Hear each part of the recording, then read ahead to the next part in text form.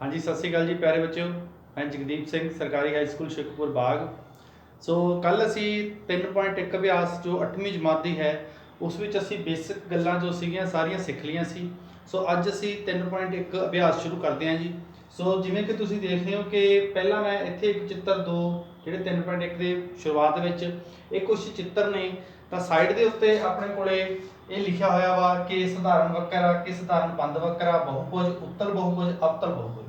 हुण तुसीं इन्हां चित्रां नूं वेख के यह फैसला करना है कि किहड़ा सधारण वक्र है, किहड़ा बंद वक्र है, किहड़ा बहुभुज है, किहड़ा उत्तल है, किहड़ा अवतल है। आओ जी चर्चा करते हैं। पहला है सधारण वक्र।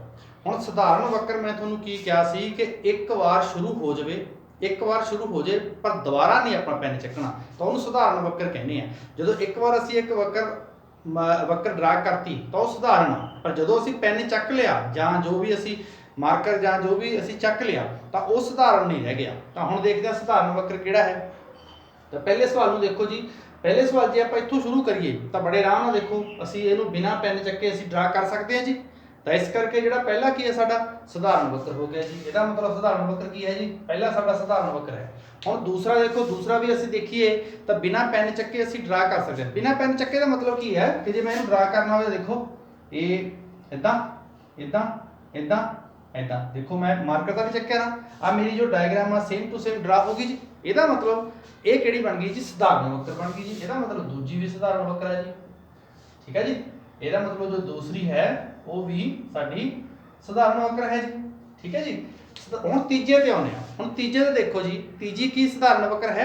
देखो मैं पहला एक गोला बनाया जी। ਹੁਣ दूजा गोला कितना बनेगा, दूजा गोला तो पैन चकना पऊगा फिर ही बनेगा दूजा गोला। इस करके पैन चक लिया, इस करके तीजा साडा सधारण वक्र नहीं है जी। ठीक है जी। चौथे नंबर ते ये भी सधारण वक्र है क्योंकि स्टार जो हुंदा है असी बिना पैन चक्के असी आराम नाल उसनूं ड्रा कर सकते हैं। ठीक है जी। परंतु जो है चौथा साडा वो सधारण वक्र नहीं होगा। ठीक है जी। तो इत्थे पैन सानूं चकना पैंदा है किते ना किते ते सधारण भी नहीं है, कॉम्प्लीकेटेड जिहा बन गया, इस करके चौथा नहीं होगा साडा। ठीक है जी। हुण पंजवें ते आ जाने आ। पंजवां भी असी बिना ਚੱਕੇ ਅਸੀਂ ਡਰਾ ਕਰ ਸਕਦੇ ਹਾਂ। ਠੀਕ ਹੈ ਜੀ। ਮਤਲਬ ਜਦੋਂ ਅਸੀਂ ਉਹਨੂੰ ਡਰਾ ਕਰਨਾ ਵਾ ਜੇਕਰ ਸਾਨੂੰ ਪੈਨ ਚੱਕਣਾ ਪੈ ਗਿਆ ਤਾਂ ਫਿਰ ਉਹ ਸਾਡਾ ਸਧਾਰਨ ਵਕਰ ਹੈ, ਸਧਾਰਨ ਵਕਰ ਨਹੀਂ ਹੈ। ਤੇ ਜੇ ਸਾਡਾ ਪੈਨ ਚੱਕੇ ਬਿਨਾ ਹੀ ਉਹ ਡਰਾ ਹੁੰਦਾ ਹੈ ਤਾਂ ਉਹ ਸਧਾਰਨ ਵਕਰ ਹੈ। ਠੀਕ ਹੈ ਜੀ। ਤਾਂ ਛੇਵਾਂ ਵੀ ਦੇਖੋ बड़े आराम ਨਾਲ सधारण वक्र बन जाना। ठीक है जी। तो पंजवां छेवां हुण सतवें देखो जी, सतवां भी देखो इदां करके इदां ड्रा किया जी। ठीक है। इत्थों मोड़ के जी इदां करता तो यह भी सधारण वक्र बन गया जी। तो किहड़ा हो गया पहला दूजा, उस तो बाद जी साडा पंजवां, फिर छेवां, फिर सतवां। ये गल मैं तुहानूं कल बहुत डीपली समझाई सीगी कि सधारण वक्र ते सधारण हुण असीं अगे वधदे सधारण बंद वक्र। गल तां उही आ, सधारण वक्रां नाल बनी हुई आकृति जिहड़ी कि बंद होवे। हुण देखो पहली आकृति सधारण वक्र नाल बनी है बंद आ, दूजी बंद आ, तीजी तो सधारण वक्र नाल बनी हुई नहीं हैगी, चौथी भी सधारण नहीं हैगी। ठीक है जी। पंजवीं भी हैगी आ, छेवीं भी हैगी आ, सतवीं भी हैगी आ।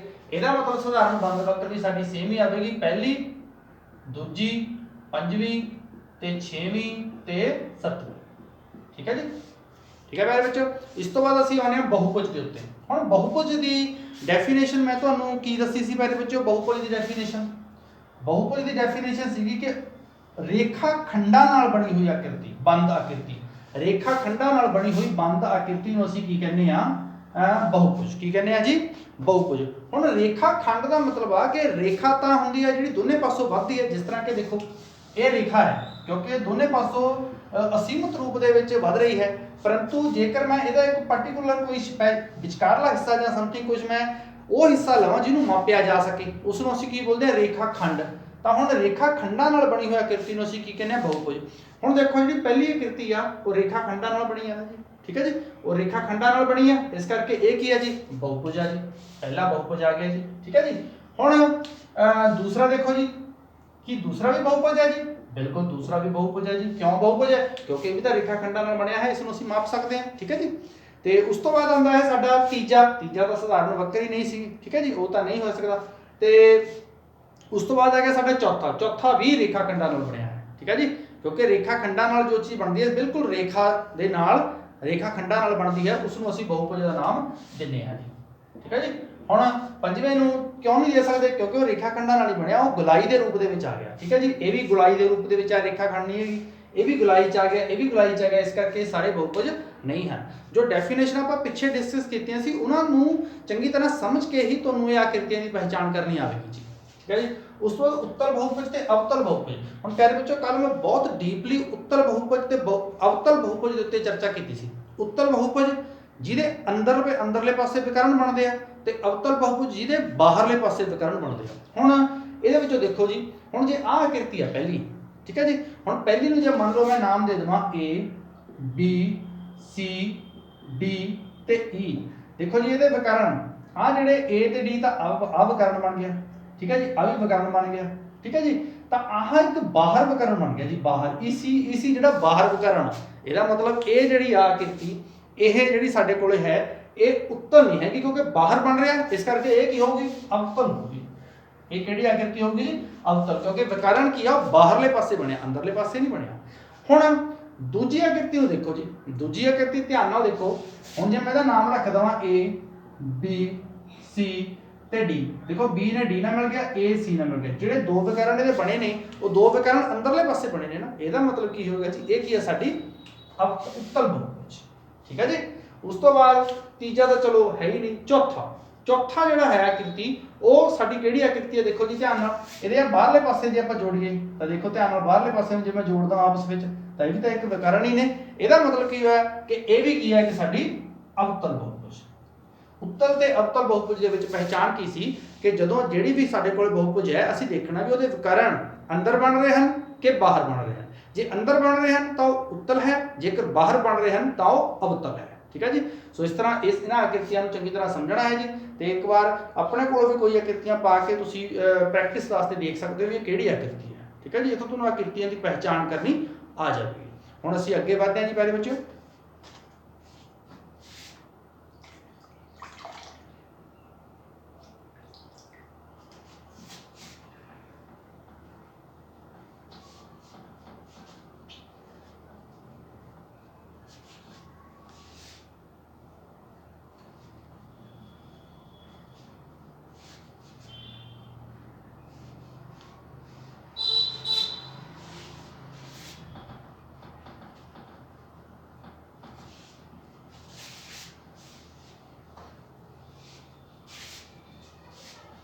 ਹਾਂਜੀ, ਦੂਜਾ ਤੇ ਤੀਜਾ ਸਵਾਲ ਪਿਆਰੇ ਬੱਚਿਓ ਬਹੁਤ ਹੀ ਆਸਾਨ ਹੈ ਤੇ ਉਸ ਨੂੰ ਅਸੀਂ ਬਿਨਾਂ ਸਟੇਟਮੈਂਟ, ਤੁਸੀਂ ਮੈਥ ਜਦੋਂ ਵੀਡੀਓ ਵੇਖਦੇ ਆ ਤਾਂ ਮੈਂ ਪਹਿਲਾਂ ਵੀ ਕਿਹਾ ਸੀ ਵੀ ਸਟੇਟਮੈਂਟ ਵਾਲਾ ਜੋ ਮੈਥ ਹੈ ਤੁਹਾਡੇ ਕੋਲੇ ਹੋਣਾ ਚਾਹੀਦਾ ਹੈ। ਠੀਕ ਹੈ ਜੀ, ਹੁਣ ਦੂਸਰਾ ਜੋ ਪ੍ਰਸ਼ਨ ਹੈ ਕਿ ਇੱਕ ਉੱਤਲ ਚਤੁਰਭੁਜ ਦੇ ਵਿੱਚ ਕਿੰਨੇ ਵਿਕਰਨ ਹੁੰਦੇ ਹਨ, ਤਾਂ ਇਹ ਤਾਂ ਤੁਹਾਨੂੰ ਪਤਾ ਹੀ ਹੈ ਪਿਆਰੇ ਬੱਚਿਓ। ਤਾਂ ਇੱਕ ਉੱਤਲ ਚਤੁਰਭੁਜ ਤੁਸੀਂ ਆਪਣੇ ਕੋਲ ਇੱਥੇ ਬਣਾ ਲਓ। ਲਓ ਜੀ, ਕੋਈ ਵੀ ਚਤੁਰਭੁਜ, ਆ ਚਤੁਰਭੁਜ ਹੈ ਜੀ।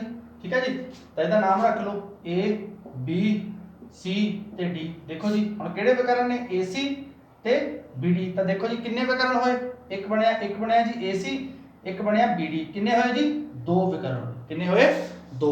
ਨੈਕਸਟ ਕੁਐਸਚਨ ਹੈ ਜੀ ਸਮਛੇਭੁਜੀ ਵਿੱਚ ਕਿੰਨੇ ਵਿਕਰਨ ਹੁੰਦੇ ਆ। ਹੁਣ ਸਮਛੇਭੁਜੀ ਤੁਸੀਂ ਇੱਥੇ ਡਰਾ ਕਰ ਲਓ ਜੀ, ਤਾਂ ਉਹਨੂੰ ਫਿਰ ਡਰਾ ਕਰਕੇ ਤੁਸੀਂ ਦੇਖ ਲਓ ਵੀ ਕਿੰਨੇ ਵਿਕਰਨ ਨੇ, ਤਾਂ ਆਰਾਮ ਨਾਲ ਤੁਸੀਂ ਉਹਦੇ ਵਿਕਰਨਾਂ ਦੀ ਸੰਖਿਆ ਪਤਾ ਕਰ ਸਕਦੇ ਆ ਜੀ। ਠੀਕ ਹੈ ਜੀ, ਤਾਂ ਜਿਸ ਤਰ੍ਹਾਂ ਕਿ ਹੁਣ ਹਾਂਜੀ ਸਮਛੇਭੁਜੀ ਆਪਾਂ ਇੱਥੇ ਡਰਾ ਕਰ ਲੈਨੇ ਆ ਆਪਣੇ ਕੋਲੋਂ।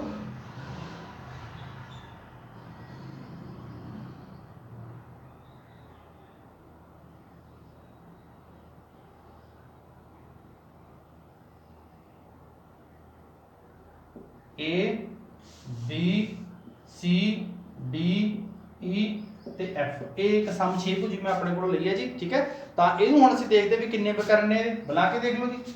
ਪਹਿਲਾਂ ਇਹਨੂੰ ਮਿਲਾ ਲਓ, ਆ ਇੱਕ ਬਣ ਗਿਆ ਜੀ, ਆ ਦੋ ਬਣ ਗਏ। ਠੀਕ ਹੈ ਜੀ, ਇਹ ਆ ਤਿੰਨ ਬਣ ਗਏ ਜੀ, ਆਹ ਚਾਰ ਬਣ ਗਏ ਤੇ ਆਹ ਜੀ ਪੰਜ ਬਣ ਗਏ। ਹੁਣ ਪੰਜ ਵਿਕਰਨ ਮੇਰੇ ਕੋਲ ਬਣ ਗਏ ਜੀ। ਇੱਕ ਮੈਂ ਇੱਕ ਪੁਆਇੰਟ ਤੋਂ ਸ਼ੁਰੂ ਕੀਤਾ ਸੀਗਾ, ਪੰਜ ਵਿਕਰਨ ਮੇਰੇ ਕੋਲ ਬਣ ਗਏ। ਹੁਣ ਦੇਖੋ ਹੋਰ ਕਿੱਥੇ ਬਣ ਸਕਦੇ ਨੇ, B F ਨਾਲ ਵੀ ਚੱਲ ਗਿਆ ਜੀ। ਹਾਂਜੀ, B ਜਿਹੜਾ ਹੈ ਉਹ E ਨਾਲ ਵੀ ਜਾ ਰਿਹਾ ਹੈ, 6 ਬਣ ਗਏ ਜੀ। E ਜਿਹੜਾ ਹੈ E ਉਹ E A ਨਾਲ ਵੀ ਆ ਰਿਹਾ ਹੈ ਜੀ, 7 ਬਣ ਗਏ ਜੀ। ਤੇ ਉਸ ਤੋਂ ਬਾਅਦ ਦੇਖੋ ਜੀ ਹੋਰ ਕਿੱਥੋਂ ਬਣ ਸਕਦਾ ਹੈ, C ਜਿਹੜਾ ਹੈ C E ਨਾਲ ਵੀ ਜਾ ਰਿਹਾ ਹੈ, ਦੇਖੋ ਜੀ 8 ਬਣ ਗਏ ਜੀ।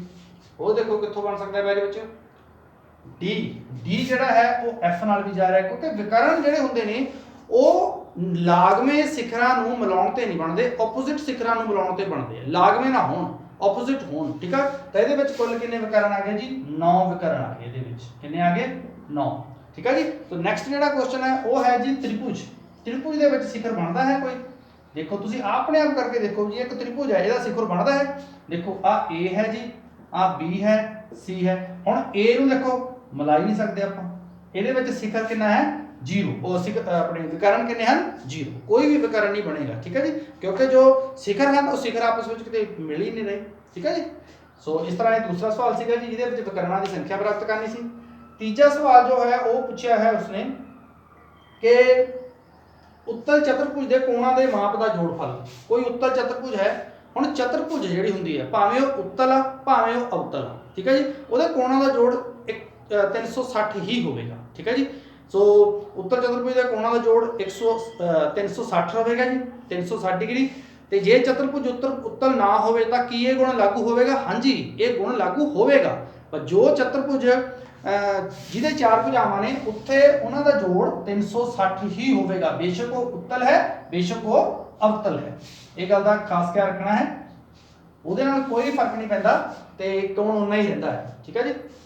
ਤੇ ਆਓ ਹੁਣ ਪਹਿਲੇ ਵਿੱਚ ਚੌਥਾ ਸਵਾਲ ਕਰਦੇ ਹਾਂ ਜੀ। ਚੌਥਾ ਸਵਾਲ ਬਹੁਤ ਹੀ ਜ਼ਿਆਦਾ ਇੰਪੋਰਟੈਂਟ ਹੈ। ਇੱਥੋਂ ਸਾਡੇ ਕੋਲੇ ਕਿਸੇ ਵੀ ਬਹੁਭੁਜ ਦੇ ਕੋਣਾਂ ਦਾ ਜੋੜ ਪਤਾ ਕਰਨ ਦਾ ਇੱਕ ਫਾਰਮੂਲਾ ਸਾਡੇ ਕੋਲੇ ਆ ਜਾਣਾ ਹੈ। ਧਿਆਨ ਨਾਲ ਦੇਖਿਓ, ਇੱਕ ਮੈਂ ਸਾਰਣੀ ਬਣਾ ਰਿਹਾ ਹਾਂ ਜੀ।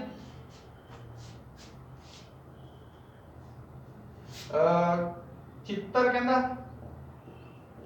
ਚਿੱਤਰ ਹੈ ਜੀ ਇੱਕ ਪਾਸੇ ਭੁਜਾਵਾਂ ਹਨ ਜੀ, ਥੋੜੀ ਜਿਹੀ ਭੁਜਾਵਾਂ ਸਾਈਡ ਤੇ ਲਿਖ ਲੈਣੇ ਜੀ, ਭੁਜਾਵਾਂ ਭੁਜਾ ਤੇ ਇੱਕ ਪਾਸੇ ਹੈ ਜੀ ਕੋਣਾਂ ਦਾ ਜੋੜਫਲ, ਕੋਣਾਂ ਦਾ ਜੋੜਫਲ ਹੈ ਜੀ। ਚਿੱਤਰ ਅਸੀਂ ਇੱਥੇ ਬਣਾ ਲਿਆ ਜੀ, ਤ੍ਰਿਭੁਜ 3 ਭੁਜਾਵਾਂ ਨੇ। ਫਿਰ ਸਾਡੇ ਕੋਲੇ ਬਣ ਗਿਆ ਚਤੁਰਭੁਜ ਬਣਾ ਲਓ ਜਾਂ 4 ਭੁਜਾਵਾਂ ਜਿਹਦੀਆਂ ਵੀ ਹੋਣਗੀਆਂ, ਉੱਥੇ ਕੁਝ ਹੋਰ ਬਣਿਆ ਹੋਇਆ ਵੈਸੇ ਤਾਂ। ਇਸੇ ਤਰ੍ਹਾਂ ਫਿਰ 5 ਭੁਜੀ ਬਣਾ ਲਓ,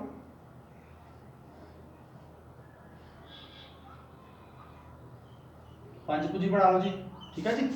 ਤੇ ਉਸ ਤੋਂ ਬਾਅਦ 6 ਭੁਜੀ ਬਣਾ ਸਕਦੇ ਹੋ, 7 ਭੁਜੀ ਬਣਾ ਸਕਦੇ ਹੋ। ਤਾਂ ਇਸੇ ਤਰ੍ਹਾਂ ਹੁਣ ਜਿਹੜਾ ਤ੍ਰਿਭੁਜ ਦੇ 3 ਕੋਣਾਂ ਦਾ ਜੋੜ ਕਿੰਨਾ ਹੁੰਦਾ ਜੀ? 180 ਡਿਗਰੀ। ਉਹ ਤਾਂ ਸਾਨੂੰ ਛੋਟੇ ਜਮਾਤਾਂ 'ਚ ਵੀ ਯਾਦ ਹੁੰਦਾ, ਕਿੰਨਾ ਜੀ? 180 ਡਿਗਰੀ। ਤੇ ਚਤੁਰਭੁਜ ਦੇ 4 ਕੋਣਾਂ ਦਾ ਜੋੜ ਕਿੰਨਾ ਹੁੰਦਾ? 360 ਡਿਗਰੀ। ਪਿੱਛੇ ਮੈਂ ਡਿਸਕਸ ਕਰਕੇ ਹਟਿਆ, ਬਟ ਇੱਥੇ ਇੱਕ ਫਾਰਮੂਲਾ, ਕਿੱਦਾਂ ਕੀ ਕਰਨਾ? 180 ਨੂੰ ਡਬਲ ਕਰਨਾ, 2 ਗੁਣਾ 180 ਡਿਗਰੀ। ਹੁਣ ਚਤੁਰਭੁਜ ਦੀਆਂ ਭੁਜਾਵਾਂ ਕਿੰਨੀਆਂ ਨੇ? 4। ਤਾਂ ਜੇਕਰ ਮੈਂ 4 ਭੁਜਾਵਾਂ ਨੂੰ ਲਵਾਂ, 4 ਭੁਜਾਵਾਂ ਦੇ ਵਿੱਚੋਂ ਮੈਂ -2 ਕਰਨਾ ਗੁਣਾ 180 ਡਿਗਰੀ। ਦੇਖੋ ਇਹ 360 ਡਿਗਰੀ ਬਣੇਗਾ। ਇੱਥੋਂ ਇੱਕ ਮਤਲਬ ਕਿ ਜਿੰਨੀਆਂ ਭੁਜਾਵਾਂ ਨੇ ਉਹਦੇ ਵਿੱਚੋਂ 2 ਘਟਾ ਦੇਣਾ, ਉਹਨੂੰ 180 ਨਾਲ ਗੁਣਾ ਕਰ ਦੇਣਾ। ਠੀਕ ਹੈ ਜੀ। ਤਾਂ ਉਸ ਤੋਂ ਬਾਅਦ 5 ਭੁਜਾਵਾਂ। ਠੀਕ ਹੈ ਜੀ। ਹੁਣ ਫਾਰਮੂਲਾ ਕੀ ਆ ਕਿ 5 ਭੁਜਾਵਾਂ ਕੀ ਮਾਈਨਸ ਕਰਨਾ? 2 ਗੁਣਾ 180 ਡਿਗਰੀ। ਇਹ ਜਿਹੜਾ ਤੁਹਾਡੇ ਕੋਲੇ ਆ ਗਿਆ 540 ਡਿਗਰੀ। ਇਹਦਾ ਮਤਲਬ 5 ਭੁਜੀ ਦੇ ਕੋਣਾਂ ਦਾ ਜੋੜ ਕਿੰਨਾ ਹੋਵੇਗਾ? 540 ਡਿਗਰੀ। ਇਹ ਇੱਕ ਫਾਰਮੂਲਾ ਜਦੋਂ ਅਸੀਂ ਅੱਗੇ ਇਹਨੂੰ ਵਧਾਈ ਜਾਵਾਂਗੇ ਤਾਂ ਆ 5 ਦਾ ਮਤਲਬ ਆ ਵੀ ਜਿੰਨੀਆਂ ਭੁਜਾਵਾਂ, ਇਹਦਾ ਮਤਲਬ number of terms, number of sides, ਕਿੰਨੀਆਂ ਭੁਜਾਵਾਂ ਨੇ। n ਦਾ ਮਤਲਬ 5 10 15 ਜਿੰਨੀਆਂ ਨੇ ਅਸੀਂ n ਭਰ ਦੇਣਾ, ਉਹਦੇ ਵਿੱਚੋਂ ਮਾਈਨਸ ਕੀ ਕਰਨਾ? 2, ਉਹਨੂੰ ਗੁਣਾ ਕਰਨਾ 180 ਡਿਗਰੀ। ਇਹਦਾ ਮਤਲਬ ਕਿਸੇ ਵੀ ਬਹੁਭੁਜ ਦੀਆਂ ਕੋਣਾਂ ਦਾ ਜੋੜਫਲ ਪਤਾ ਕਰਨ ਦਾ ਫਾਰਮੂਲਾ ਸਾਡੇ ਕੋਲ ਕੀ ਬਣ ਗਿਆ? n 2 ਗੁਣਾ 180। ਅੱਛਾ, ਹੁਣ ਇਹ ਫਾਰਮੂਲਾ ਇਹ ਫਾਰਮੂਲਾ ਅਸੀਂ ਇੱਥੇ ਲਾ ਕੇ ਦੇਖੀਏ ਜੀ ਕੀ ਬਣਦਾ। ਹੁਣ n ਦਾ ਮਤਲਬ ਕੀ ਸੀਗਾ ਜੀ? ਭੁਜਾਵਾਂ। ਕਿੰਨੀਆਂ ਭੁਜਾਵਾਂ ਨੇ? 3 ਮਾਈਨਸ ਕਿੰਨਾ ਕਰਨਾ? 2 ਗੁਣਾ 180 ਡਿਗਰੀ। ਦੇਖੋ 3 ਜੋ 2 ਹੋ ਗਏ 1, 180 ਨੂੰ 1 ਨਾਲ ਗੁਣਾ ਤਾਂ 180 180। ਇਹਦਾ ਮਤਲਬ ਕੀ ਹੋ ਗਿਆ? ਇਹ ਸਾਡਾ ਫਾਰਮੂਲਾ ਬਣ ਗਿਆ। ਸੋ ਇਹਦੇ ਨਾਲ ਜਿੰਨੀਆਂ ਵੀ ਤੁਹਾਡੇ ਕੋਲੇ ਪੁੱਛੀ ਆਉਣਗੀਆਂ ਕਿ ਬਹੁਭੁਜ ਦੀਆਂ ਇੰਨੀਆਂ ਭੁਜਾਵਾਂ ਨੇ, ਕੋਣਾਂ ਦਾ ਜੋੜਫਲ ਪਤਾ ਕਰੋ। ਠੀਕ ਹੈ ਜੀ। ਤਾਂ ਤੁਸੀਂ ਉੱਥੇ n ਭਰ ਦੇਣੀ ਜੀ। ਜਿਵੇਂ ਹੁਣ ਚੌਥੇ ਸਵਾਲ ਦੇ ਵਿੱਚ ਪਹਿਲਾ ਹੈ ਕਿ 7 ਭੁਜਾਵਾਂ ਨੇ, 7 ਭੁਜਾਵਾਂ। ਠੀਕ ਹੈ ਜੀ। ਤਾਂ ਆਪਾਂ ਲਿਖਣਾ n ਬਰਾਬਰ ਕਿੰਨੀ ਹੈ? 7। ਇਸ ਲਈ ਕੋਣਾਂ ਦਾ ਜੋੜਫਲ ਕਿੰਨਾ ਬਣ ਗਿਆ ਜੀ? n 2 ਗੁਣਾ 180 ਡਿਗਰੀ। ਹੁਣ ਕਿੰਨਾ ਆ ਗਿਆ? 7 2 ਗੁਣਾ 180 ਦੀ 7 ਚ 2 ਗਏ 5 ਗੁਣਾ 180 ਡਿਗਰੀ ਗੁਣਾ ਕਰਕੇ ਆ ਗਿਆ 900 ਡਿਗਰੀ। ਇਹਦਾ ਮਤਲਬ ਜੇ 7 ਭੁਜਾਵਾਂ ਹੋਣਗੀਆਂ ਤਾਂ ਕਿੰਨਾ ਆਨਸਰ ਆਊਗਾ ਜੀ 900 ਡਿਗਰੀ। ਠੀਕ ਆ। ਇਸੇ ਤਰ੍ਹਾਂ ਅਗਲਾ ਸਵਾਲ 8 ਭੁਜਾਵਾਂ, ਤਾਂ n ਦੀ ਜਗ੍ਹਾ ਤੇ 8 ਭਰ ਦਾਂਗੇ, 8 ਚ 2 6 18 ਛਿਕਾ 100 ਆ ਜਾਣਾ ਜਿੰਨਾ ਵੀ ਆਉਂਦਾ। ਠੀਕ ਆ। ਸੋ ਆ ਕੇ ਜੇ ਆਪਾਂ ਕਰੀਏ ਤਾਂ 10 ਭੁਜਾਵਾਂ 10 ਚ 2 8 18 8 144। ਠੀਕ ਹੈ ਜੀ। ਤਾਂ ਇਸ ਤਰ੍ਹਾਂ ਅਸੀਂ ਕਰਕੇ ਇਹਨੂੰ ਅੱਗੇ ਅੱਗੇ ਕਰ ਸਕਦੇ ਹਾਂ। ਠੀਕ ਹੈ ਜੀ। ਸੋ ਜਿਹੜੇ ਅਗਲੇ ਸਵਾਲ ਨੇ ਉਹਨਾਂ ਨੂੰ ਜਿਹੜੇ ਉਸ ਤੋਂ ਬਾਅਦ ਵਾਲੇ ਸਵਾਲ ਨੇ 5ਵਾਂ 6ਵਾਂ ਤੇ 7ਵਾਂ ਇਹ ਆਪਾਂ ਨੈਕਸਟ ਚਰਚਾ ਕਰਾਂਗੇ ਜੀ। ਤੇ ਜੇ ਕੋਈ ਇਹਨਾਂ 'ਚ ਪ੍ਰੋਬਲਮ ਆਉਂਦੀ ਹੈ ਤੁਸੀਂ ਮੈਨੂੰ ਸੰਪਰਕ ਕਰ ਸਕਦੇ ਹੋ ਜੀ। ਧੰਨਵਾਦ ਜੀ।